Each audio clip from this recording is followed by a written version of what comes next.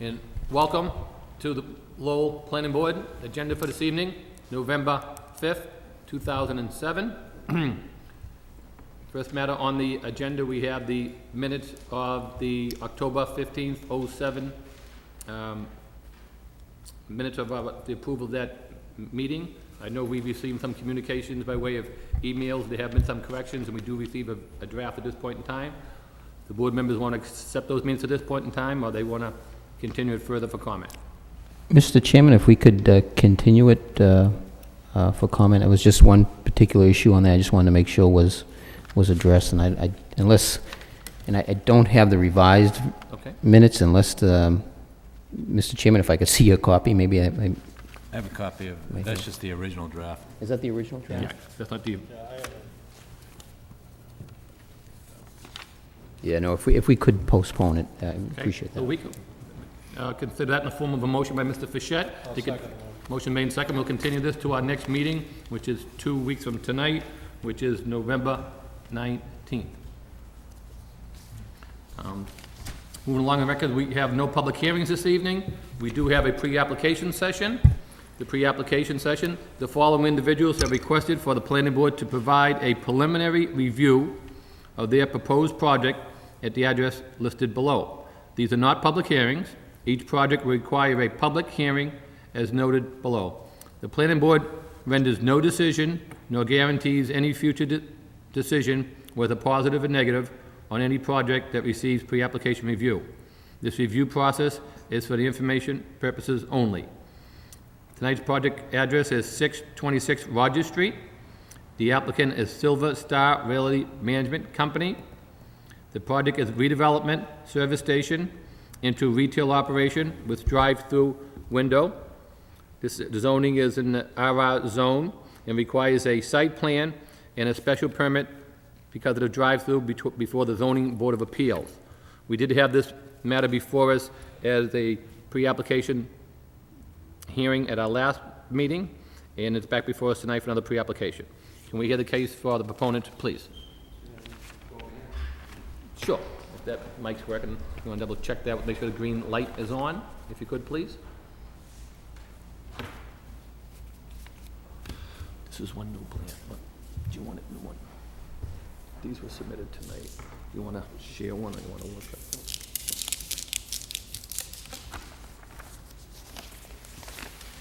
We did receive a new copy of the plan just this evening, prior to the start of the meeting. We have copies for all planning board members.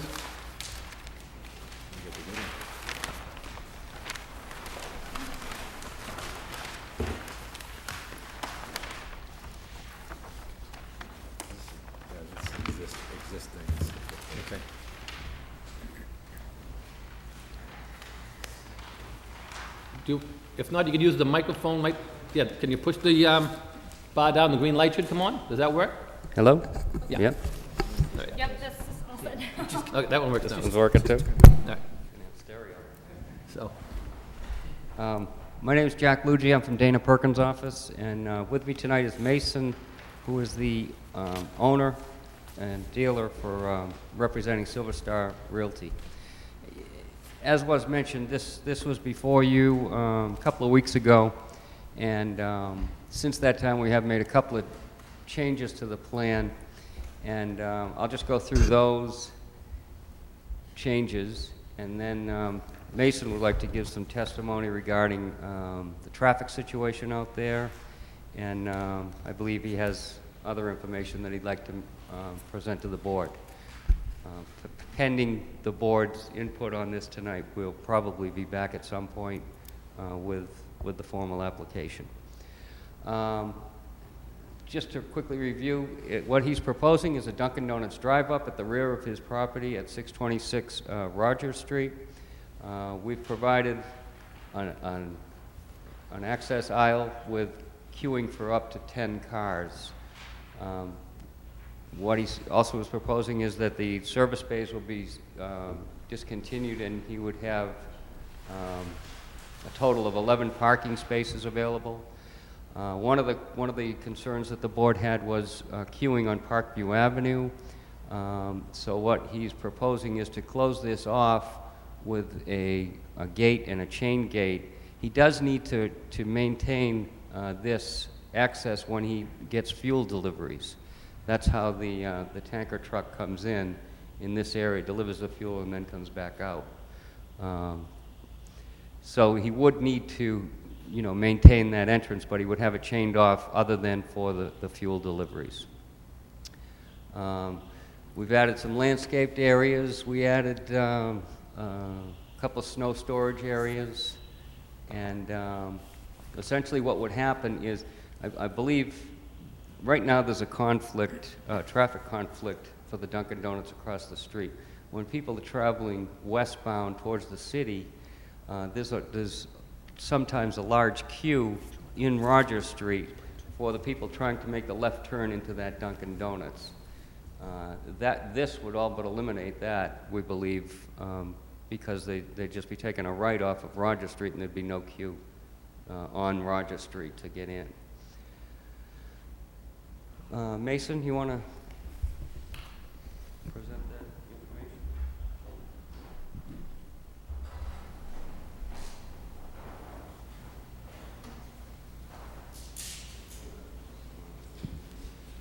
Good evening, gentlemen.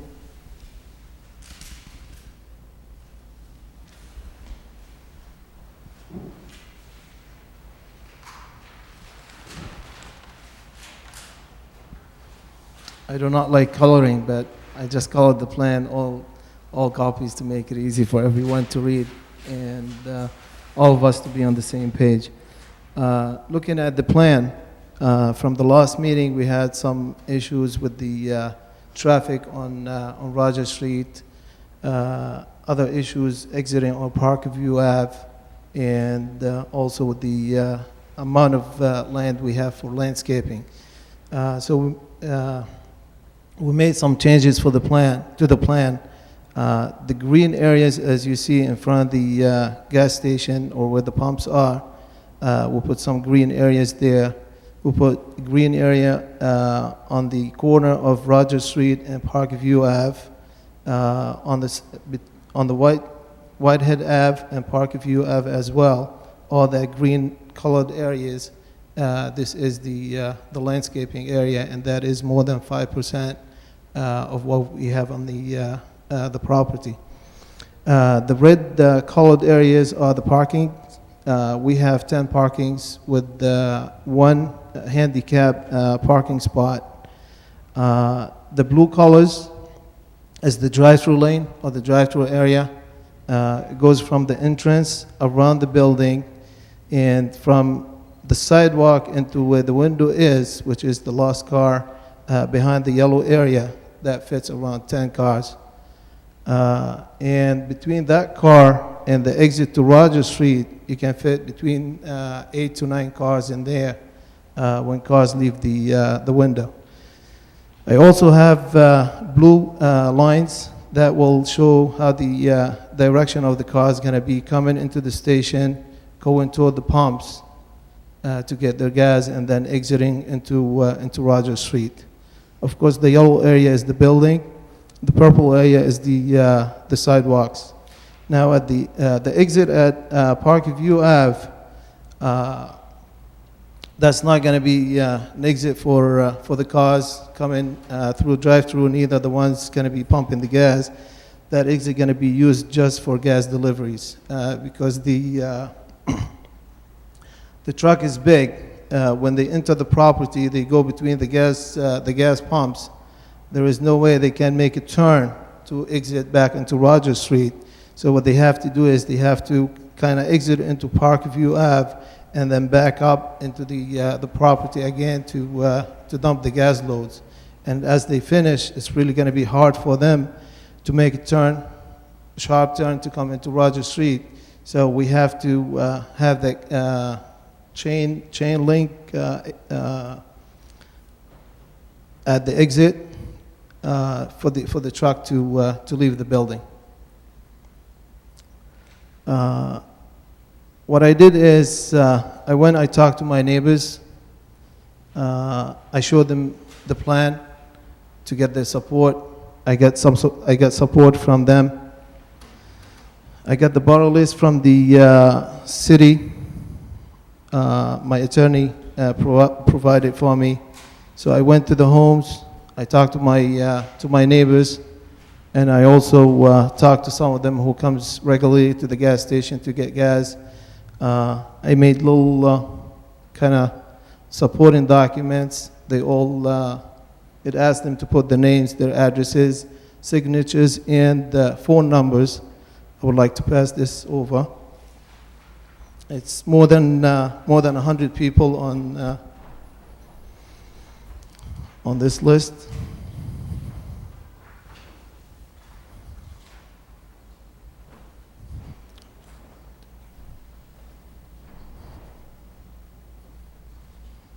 And all those neighbors, they live on Parkview Ave, Rogers Street, Whitehead Ave, Butman Road, and a couple of streets behind the station.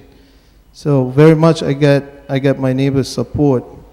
And this is a copy. I'm going to pass out a copy of the borough list where the neighbors live around 300, within 300 feet to the property line.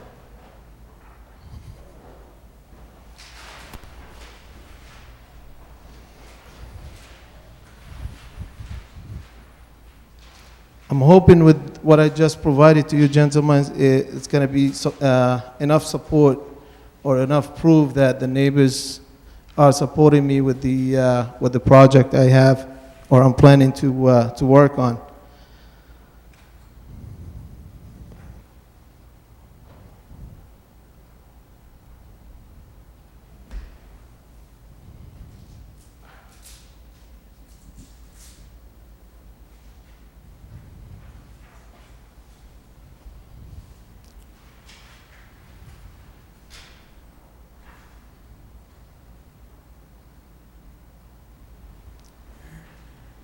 Anything further? Yes, I still have one more thing to show. I guess people will do anything to get a cup of coffee in the morning. Some of them, they wouldn't probably to give up their lives. You know, they cross the street with the crazy traffic going back and forth on Rogers Street. I have some pictures. I just got one copy, if you don't mind passing it on. People parking on my property, getting out of their cars, crossing over the Rogers Street to go next door to get a coffee, to get a cup of coffee. So I think by putting a Dunkin' Donuts on my property, that will make people's life kind of safer to cross the street to go get a coffee. Other pictures, there are 4 sets. The second set of pictures is, it's 4 cars coming down on Rogers Street toward Lowell. The pictures, like they say, pictures speak thousands of words. It shows the cars crossing over to Dunkin' Donuts from Rogers Street going toward Lowell and blocking the road and causing traffic jam for people trying to leave Lowell going toward the highway.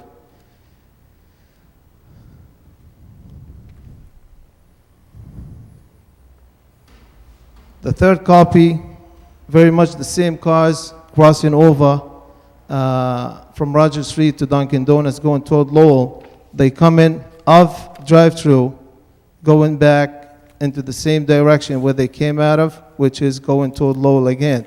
So it's not they just causing traffic going into a drive-through. They also causing traffic coming from the drive-through going back into Lowell. And I get a few pictures here. It does show how many cars. I mean, for 2 days, I stood on that street for 10 minutes taking pictures. It showed the amount of cars that they go into that Dunkin' Donuts. Into Dunkin' Donut, they don't really care about traffic. They just want to pull in there, get their cup of coffee, and get back on the road. That's what the traffic jam, or those are cars, they're causing that traffic jam on Rogers Street. So the point I'm trying to make with those pictures, by having the Dunkin' Donut on the other side of the street, that will help in minimizing that traffic. Instead of crossing over into that location, we'll have one on each side of the street, and people going to Lowell, they'll be pulling into my location, to get their coffee or donuts or their breakfast, and people leaving Lowell going into the highway, they can pull into the other location across the street from my location. And I'm not really trying to pick on the city employees, but they double park on that street. They also want their cup of coffee in the morning. So there are some pictures shows that people are double parking on Rogers Street. It's not like they're parking on my property or going into the parking lot of Dunkin' Donuts. They double parked on Rogers Street to go in there and get their coffee.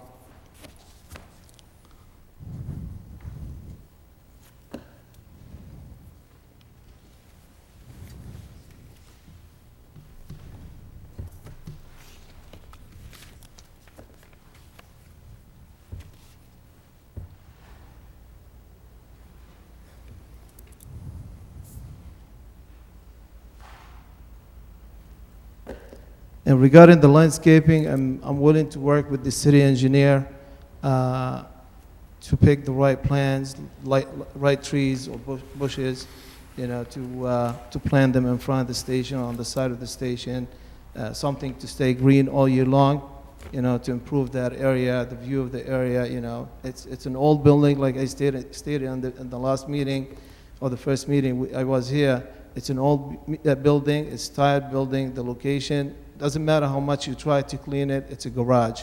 It's not gonna look good. I look at other stations like the Mobile down the street from me. I look at McDonald's, I look at Wendy's. I know I'm not a restaurant, but they nice looking locations with a nice landscaping.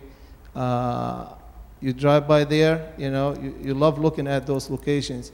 You look at my place, you look at other locations, I don't want to say names, but other locations on that strip or on that street, they really give bad or ugly look to the street on Rogers Street, coming toward Lowell or leaving Lowell. So with what I would like to do, I would like to improve the site, improve the look of that location, and I hope with your support, I'll be able to get approval on this.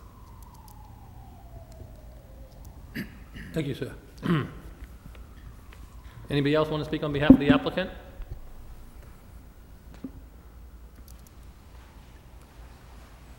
Anybody here who wants to speak on behalf of the project at all, besides the applicant? I know it's not a public hearing, but I always entertain if anybody comes down and wants to be heard.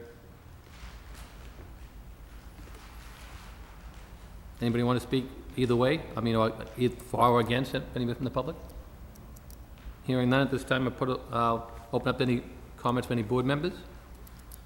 A couple of Sure. Mr. Clement, we can start with you. questions, Mr. Chairman. What do you anticipate are going to be the hours of operation of the businesses?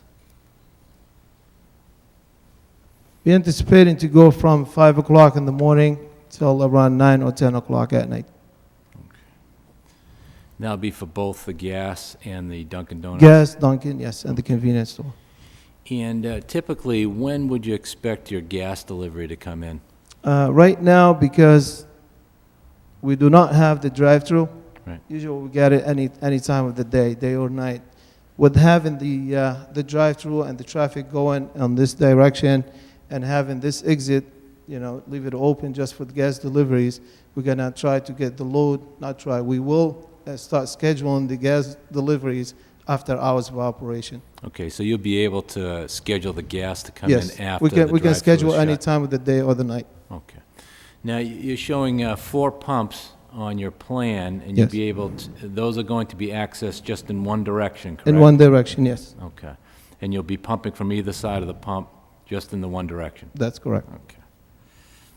I notice on the plan a couple of things. As you're approaching the gas pumps, you've got 2 spots, one of which, parking spots, one of which is a handicap spot. And I'm wondering, if there are in fact cars parked there, is that going to restrict access to the pumps at all? Or do No, you have no, will enough not. room? No, we won't. What's the distance, if you can tell me, from that pump to where your car would be parked, the handicap spot? Yeah, approximately. About 25 feet. So you got plenty of room for the car to swing in. And it's noted also proposed planter on the plan. Yes, those are next to the pumps. I'm sorry, I forgot to mention those. That's up by the pump, not in this They, area? they are like, I don't know what they call it. They are Right in like front of the pump? metal Okay, rods. I see, yeah. They'll be right next to, Okay. to those.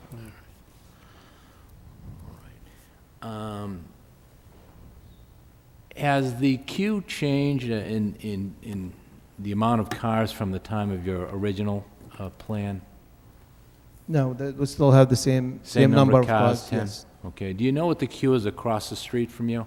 I think around 10 cars as well. Now, the issue with the problem across the street, if you look at some of those pictures, for the cars leaving the property or leaving drive-through, that you can fit just 2 cars between the street and the window. And if those 2 cars can't make it out to Rogers Street on time, where that drive-through is all backed up into the street, that will cause the traffic. But if you look at my plan, from the window going into the exit, that fits around 8 cars, 8 to 9 cars. No, I like the changes you made in the plan. I think Thank you. eliminating the exit onto Parkview is a good idea. It'll certainly help in that area and get them out onto Rogers Street is appropriate. And it looks to me like after you pass the drive-through window, you do have enough queuing space getting up to the exit to Rogers Street. We could probably put another 8 to 10 vehicles right there Yes. on their way out. So I think that's appropriate, and I like the changes that you made in the plan. Thank you. That's all the questions I have, Mr. Chairman. Thank you.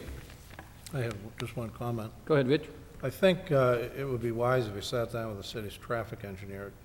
I think probably all of us have witnessed the traffic along there, especially in the morning, just to get his comments on what impact that might have. Okay, You know, I like your site plan and all, but Thank that's you. the only concern that I have, is that. okay. Mr. Fischett, any questions, comments? Just one comment, Mr. Chairman. I appreciate the petitioner, at least certainly was listening for comments that the board had at the first pre-application hearing, and certainly would wait for the public hearing, but certainly an effort was made to incorporate some of the concerns. I just have a couple of questions. You said on the color-coded plan we have, all the red is the parking? Yes, Okay. When you do your queuing coming in off the street and coming out the area in your blue, you have a proposed wood guardrail, which is to the left of your pumps?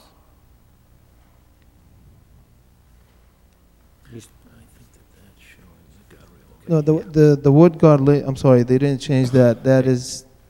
That's taken off. That will So- be the landscaping area over So there. that proposed wood guardrail, is that going to be further over to where the right is for the parking spaces? We have 4 there now?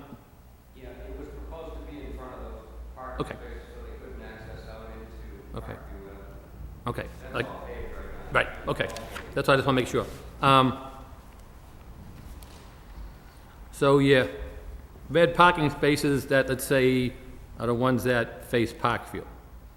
So whoever parks there has to really come out and cross your traffic line to get your establishment.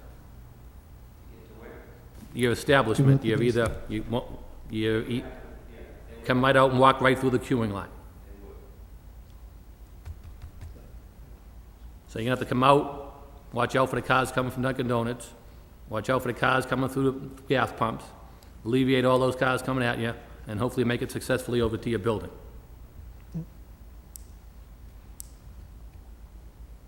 Okay, so they're walking through the traffic pattern, okay.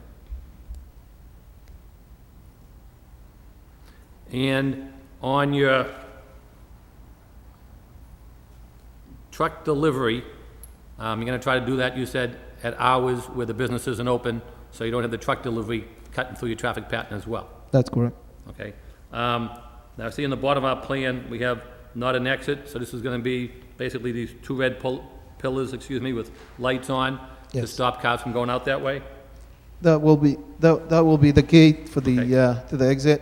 Right. Yes, and the chain will, with the sign, that will tell traffic that this is not an exit. We can put a lock on that chain, and we carry one set of the keys, and we can give the driver another set. When they come in after hours of operation, they'll have the key for it to open it and exit. Would you put that on the edge of Parkview Ave, or would it go up further by your proposed traffic circle for the drive-through? More by the street line, I'm hoping. It would go right on the street. Okay, I wasn't sure if it'd be there or indented into where the blue traffic line is. Put it in there, then you have the potential for somebody to park. Right. That's what my concern would be, yeah, okay, all right.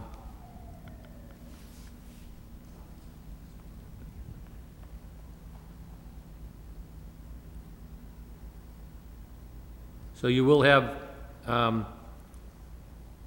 where your berm's coming in, so you're gonna have the one-way coming in, so you'll have signage just the one-way in, obviously? Yeah, we'll have signage Because that you're gonna have says, one way in and one way out, right? So We'll you have have- that sign, not an entrance, the one closest to Parkview? There'll also be arrows painted on the, Okay. on the pavement to indicate the flow. Yeah, just so you don't have people trying to come in by, by the other exit side. by Parkview to create congestion there. We'll have signs like at the entrance. Mm-hmm. On, if you're coming into the property, it'll say entrance, and then on the other side, it will say not an exit. Right. And same thing on the other side, it will say on the inside exit, on the outside it says not an So entrance. you're gonna try to have all your traffic flow going from right to left, whether it be the drive-through with the queue, and Yes. hitting the pumps and coming out that way as well? Yes. Okay. That's where he thinks the majority of the traffic is gonna be for this site because of the Dunkin' Donuts across the street. More likely to go, where there's no conflict, take the right, where there's no conflict, rather than try to get it going across the street. So you want to get all going in the same direction.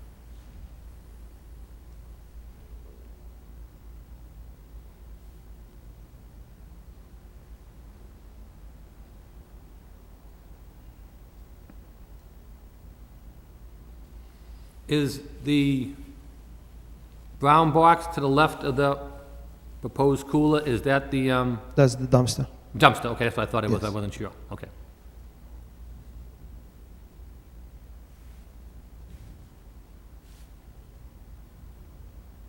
I have no further questions, thank you. Mr. Chairman, if I could just follow up for a moment as I'm looking at the plan. The exit that you showed at Parkview Avenue, I understand, is going to be chained off, and there'll be nobody leaving that exit. That's going to be only for gas delivery. And I think you said the gas delivery now will be restricted to just after hours.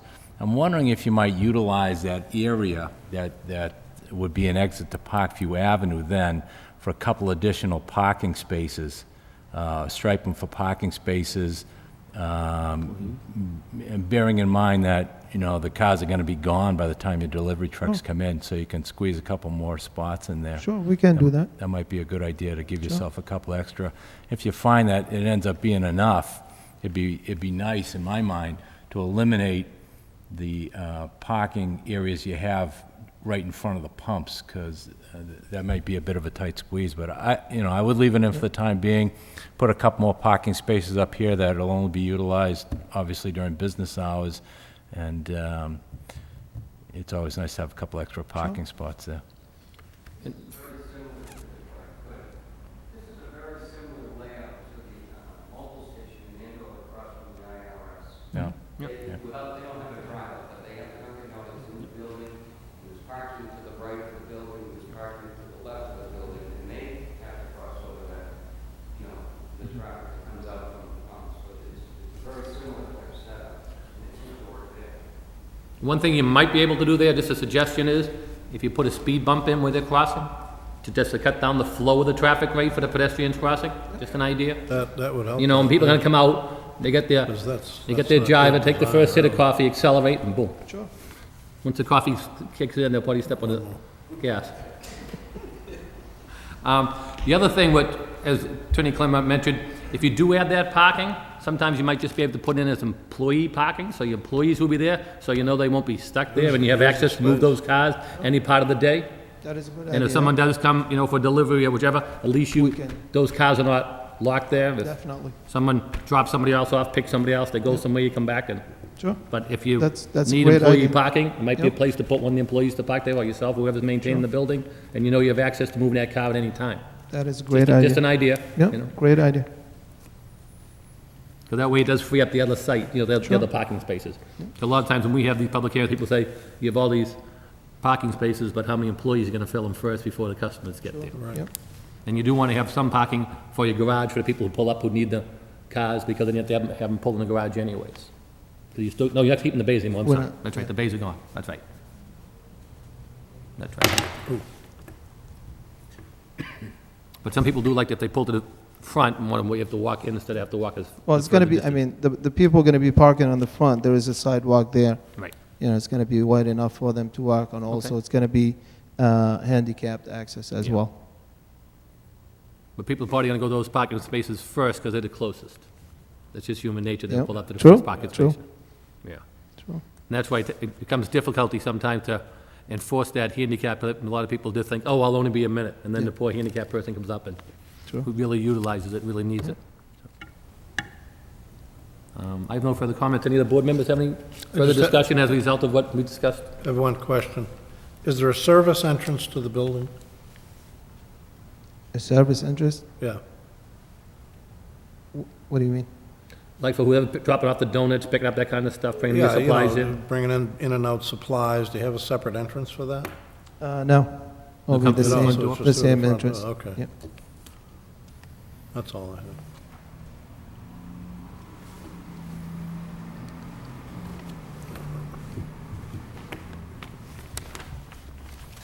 No further comment? Well, thank you very much. Good luck. Thank you. Appreciate it. Do you want You to have your pictures hang on back? to your Yeah. pictures here? We do have a copy of, you can take back your copy of your signatures. We have one for the, you have one of these, correct, Adam? You want one of these to keep in the file? Yes, I have. Okay. Boy. And you have one set of plans?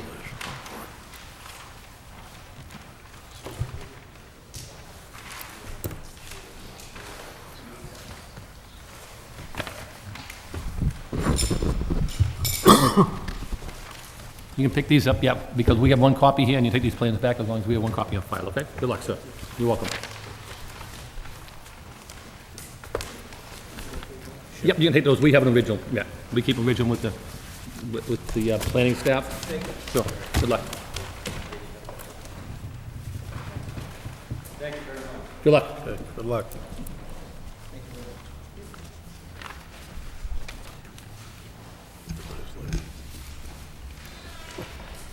Moving along on the agenda, the next matter on the agenda is the green building discussion. The planning board will discuss how green building design and construction may be incorporated into the planning board site plan review and special permit process. The discussion will include the recently created Green Building Commission established by the City Council and a potential representative from the Lowell Planning Board. We did receive several materials in our packet in regards to green buildings. I know we've received information in the past in regards to the new committee that the city manager has established with consent to the City Council. We received some of this back in September 30th. We also got an update on that today, as well as the proposed Green Building Commission that was incorporated, members who were on that board at this point in time, and how that was presented from the Vision Planning and Development to the city manager. We do have quite a bit of handouts given to us for green buildings, one being by the University of Lowell, Mr. David Turcott. We do have energy tips for Lowell, low-impact development case study from the city of Boston, smart growth development project that we received, part of, with Cambridge is going through, part of national trends and prospect for high performance in green buildings, and other cities and towns who propose this, and also the resolution that was passed by the council. Saying that, does Division Plan Development want to give us a little update on this, or just the information generated? Sure, hopefully I didn't overload you guys with too much reading this last week. I thought it might be on green paper. That's right, right. I guess I should define green. Or recycled, right? you know? Yeah, I was hoping that this memo could basically say it all for you, right? I guess the one thing with regard to green building, in addition to this memo, that I didn't touch on, I think, enough, is the connection that green building has to kind of the whole smart growth concept of building densely in certain places using alternative modes of transportation, reusing current developed sites rather than building in greenfield. These two different ideas and ideologies are kind of intersecting quite often out in the field. And in fact, one of the programs out there called LEED, which is through the U.S. Green Council's way of identifying buildings that are quote-unquote green. One of the criteria, one of the sections, there's 5 basic sections of criteria that they use. One of them has directly to do with smart growth, whether the site is in a brown field, if it's already developed site that's underutilized, that's being redeveloped for better uses, whether there's transportation, public transportation nearby, these sort of things. So one of the things that I didn't really hit on too much on that memo was that connection, and I wanted to kind of iterate that here tonight, that is an important piece. And I think part of what we do as a board here and me as staff is really looking at how these come into us and projects, and perhaps we, as a board, have the most ability to really kind of put green building and site planning into each project that we come into. So some of the stuff like indoor air quality is going to really be kind of out of our hands a little bit.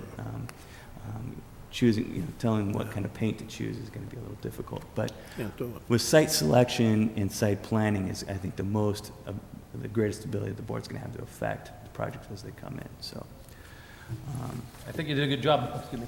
I think you did a good job of touching off, how we can do it on our site plan. 11.4, and also on the special permit, things to consider. When we have that checklist for the special permit, when it talks about the negative impacts in the natural environment, how do you minimize the volume, cut and fill? I think those are the things that we can consider when they come in for the special permit. I think that's where we have a little more teeth to the matter, as I say. That's why this special permit was created, to give us more, make things more in the character of the neighborhood.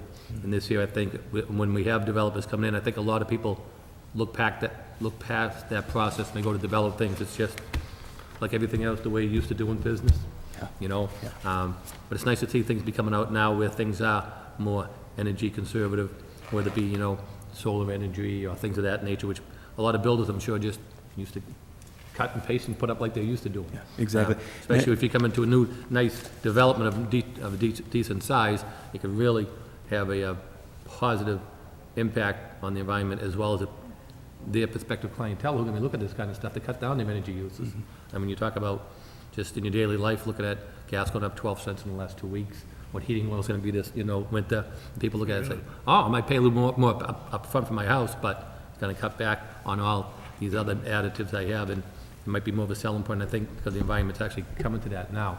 So I think it was nice how you laid it out, how under our 2 sections, how we can have a little input in that and try to encourage that a little bit more so, and see if some of the developers will give it a second thought, if we bring it out to them. I know in your memo you indicated that Division Plan Development staff would be more than happy to work with applicants. And I think sometimes in the past we've seen when you make comments, the applicants listen to them. Sometimes they don't listen to them, so the board members make the same comment. And then they listen to it. We've seen that a couple of times. What do you think? We've told them, the board's looking for this, this, and that, they come in and then when we mention, but I think we can help follow up on that part of it. It's hard to do it if people coming in, I think, a house or 2 at a time, but more so a development, because then you can buy in volume, set it all up, make the whole thing work well.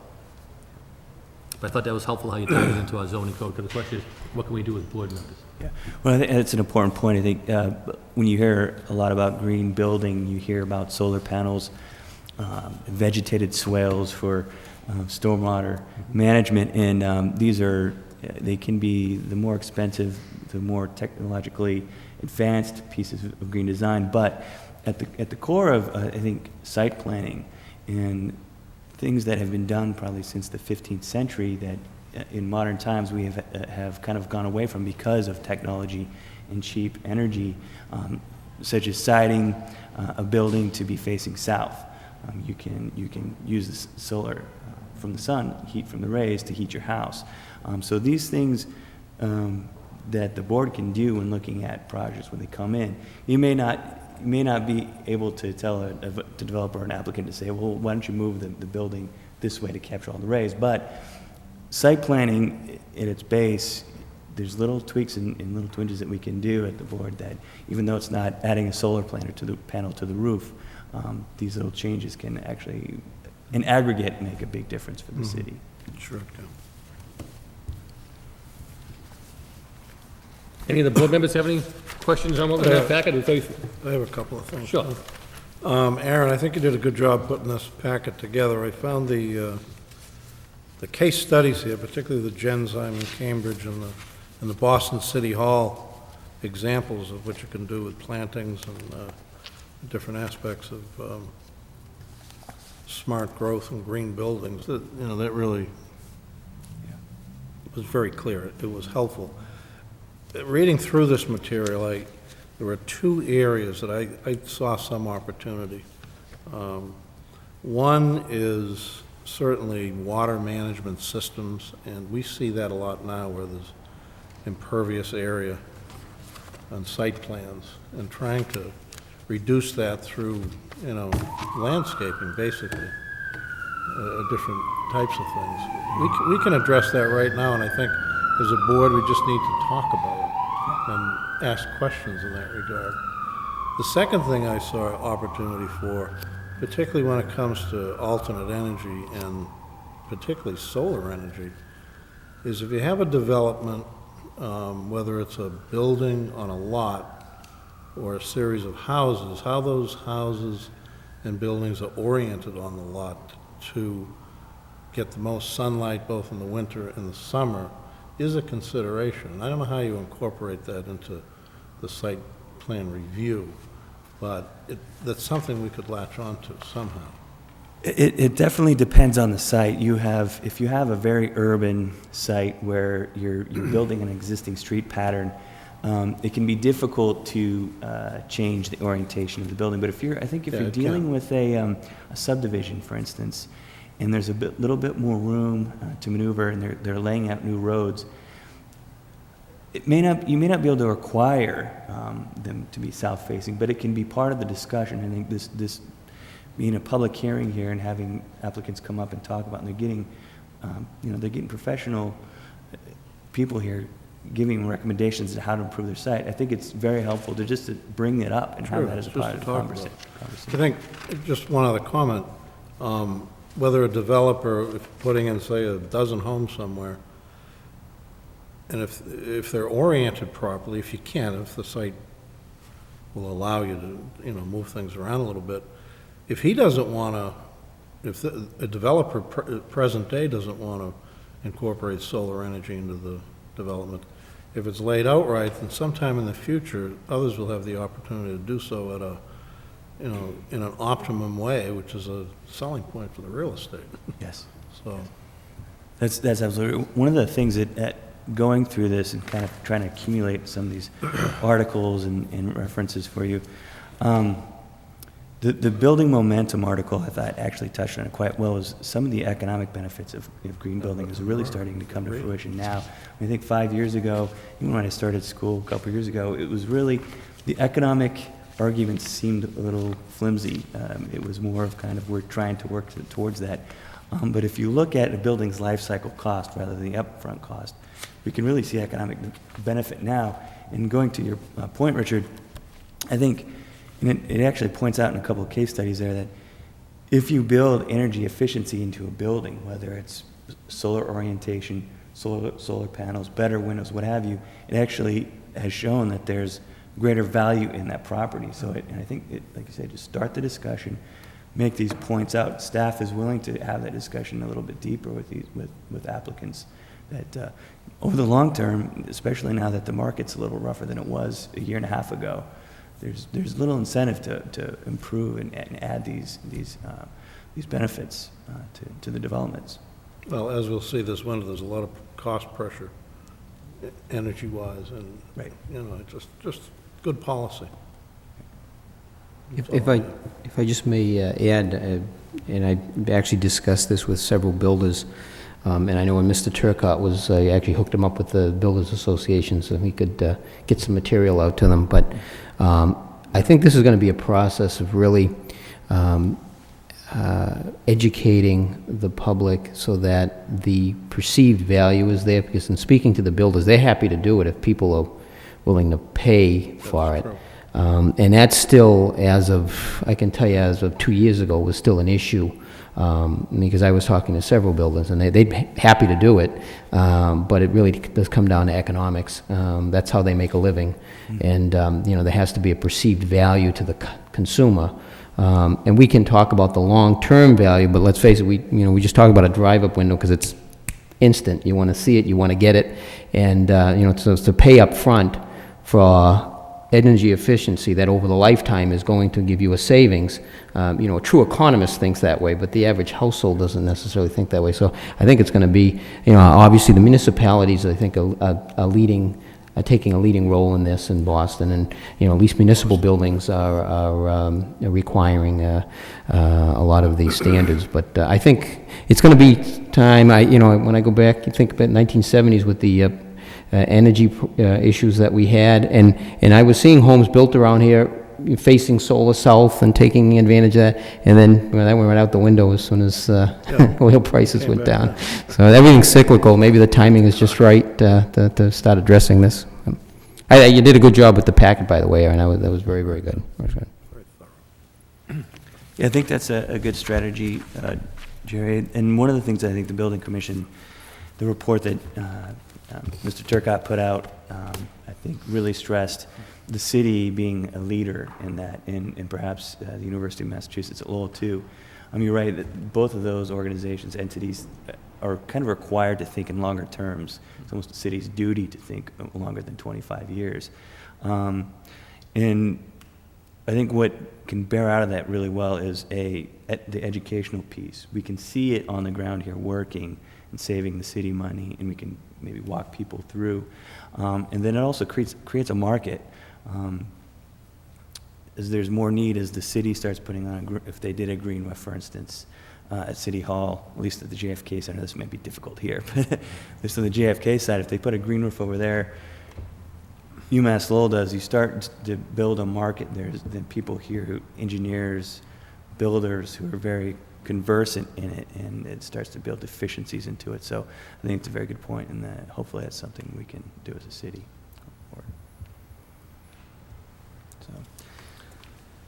One of the things I noticed in here is they're requesting a applicant from the Lowell Planning Board to be a member of the Green Building Commission, which would be, I imagine we'd have to nominate one of our board members, and then it'd have to be approved by the city manager. And I'm not sure if it takes a council vote or not. Question I'd have on that would be, the first question would be, you know, when will the meetings meet? I know in the packet indicated that they suggested that the first meeting go along with the environmental subcommittee, so that the commission members maybe review their mission and the directives with the interest members of the city council before they begin their work in earnest. So I think one question would be how often they meet, where they meet, and the time of day they meet.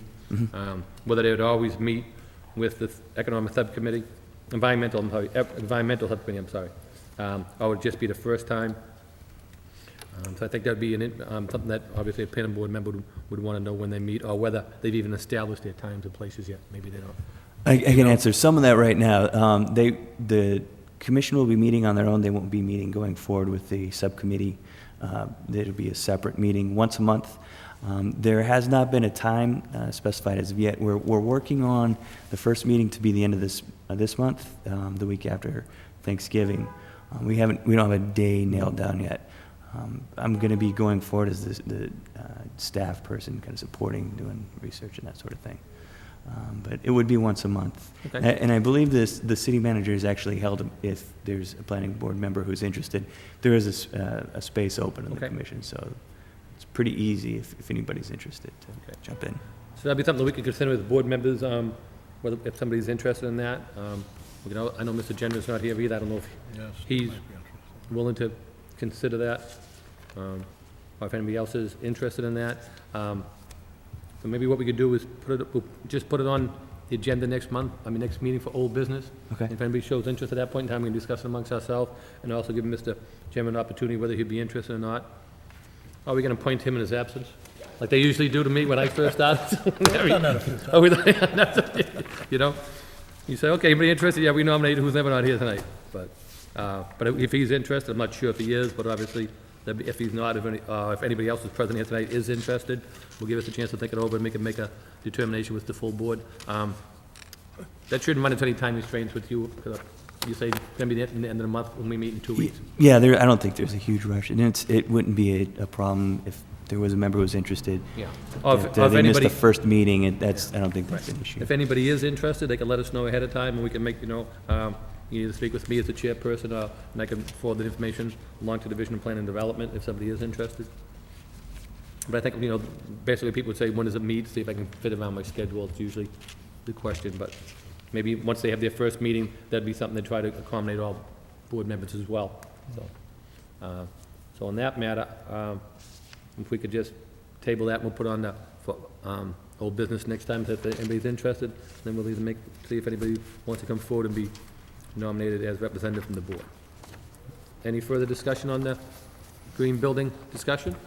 It's a pretty broad topic, so if any of you guys have any questions, if you want something that you would mind researched, I'm always happy to do that.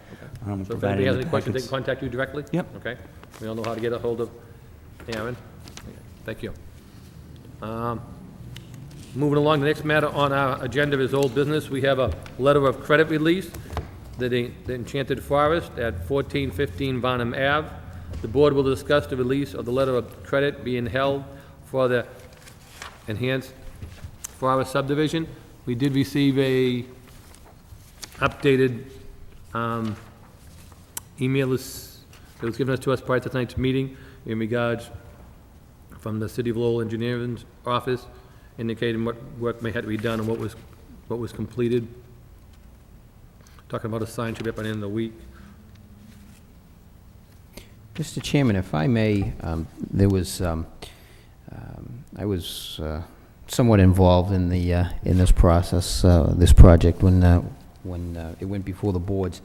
There was several conditions that were placed on it by the planning board as well as the Conservation Commission, and I would like to put it in the form of a motion to delay action on this and request that we get the decision from the board with the conditions that were in place, as well as the conservation conditions. I don't recall a project that I had been involved in from the neighborhood side where we had so many conditions placed on it, and it really was crucial for the project because of the placement of the homes to the wetlands.